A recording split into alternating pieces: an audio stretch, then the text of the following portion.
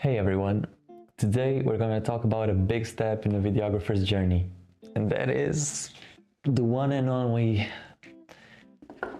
gimbal. This thing can upgrade your footage like crazy. Like this is the next step when you want to become a videographer. First, sure, learn about the camera, you need the basis, but then when you've got that down, you can upgrade and buy yourself something like this that will bring your footage to another level and many possibilities.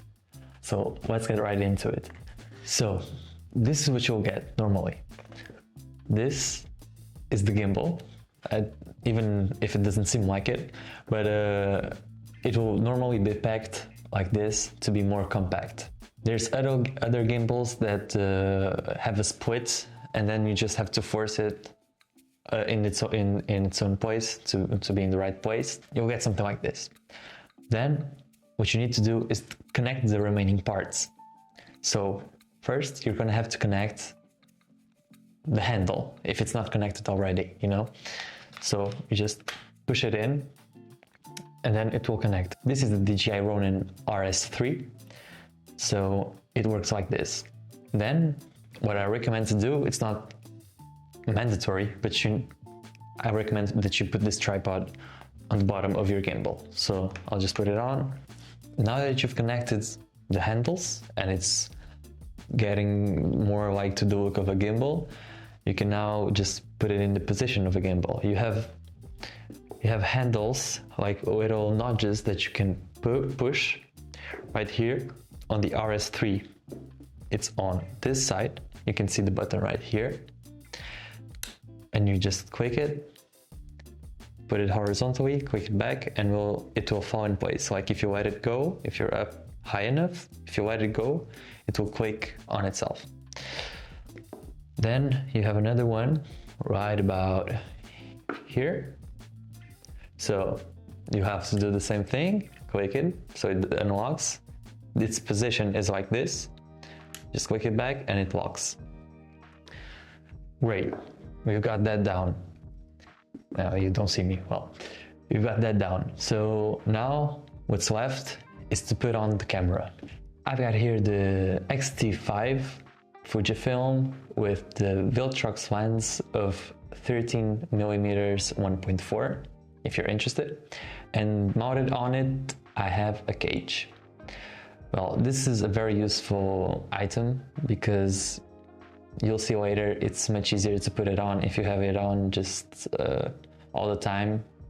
It's just easy to slip it on the gimbal. But if you don't have the cage, you can just use this little support that comes with it, and you'll just have to put it on the bottom of your camera, screw it on, and then it will work just like the small rig. So now that you have your lens set up with the cage, or the little support I told you about, you can just slip it on this sliding item.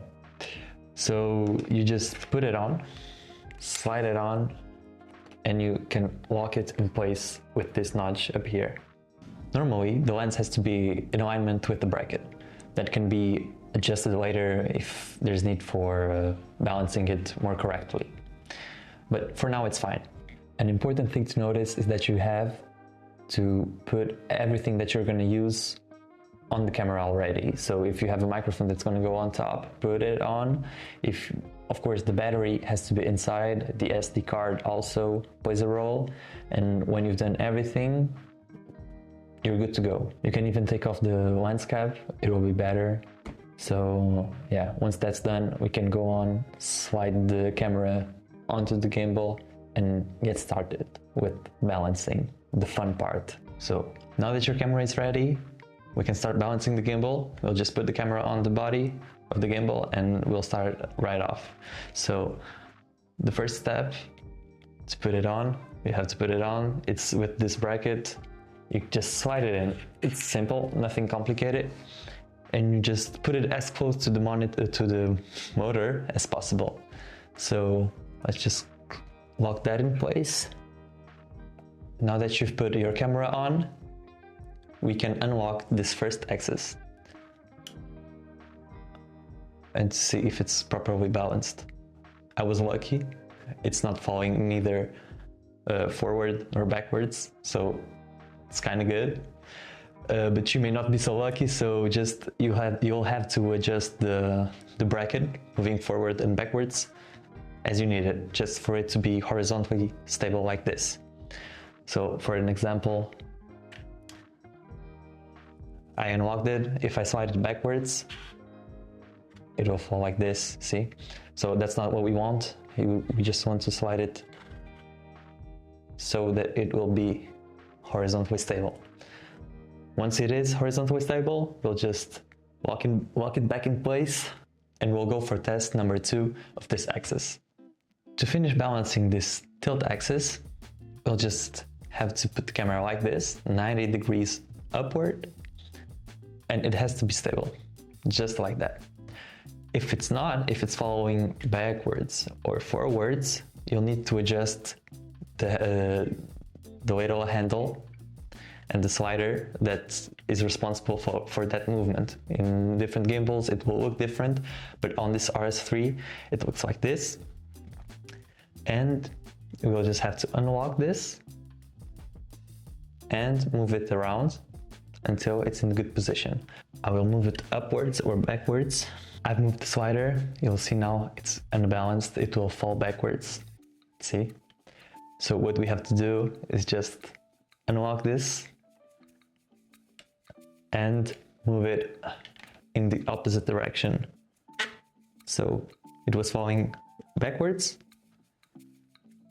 I need it to fall a little bit forward, just like this. It has to be stable, horizontally stable. Now it's good. To verify if it's good, you'll have to put 90 degrees up.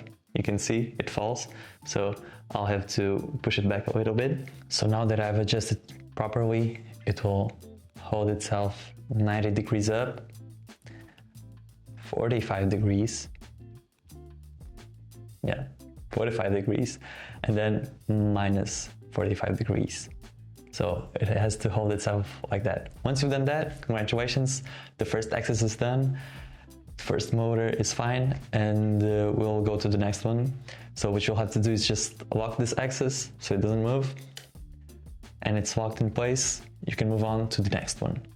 This axis is called the roll axis, and I would say it's the simpler axis to balance.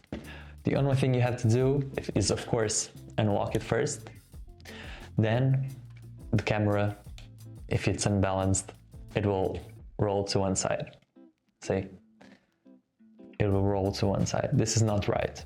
What you have to do is to adjust again the roll axis so it doesn't fall neither to the right nor to the left, just holds in place. You'll just unlock this and move it until it doesn't fall and just stays in place. Now it's good. You can unlock that and you're good to go. See?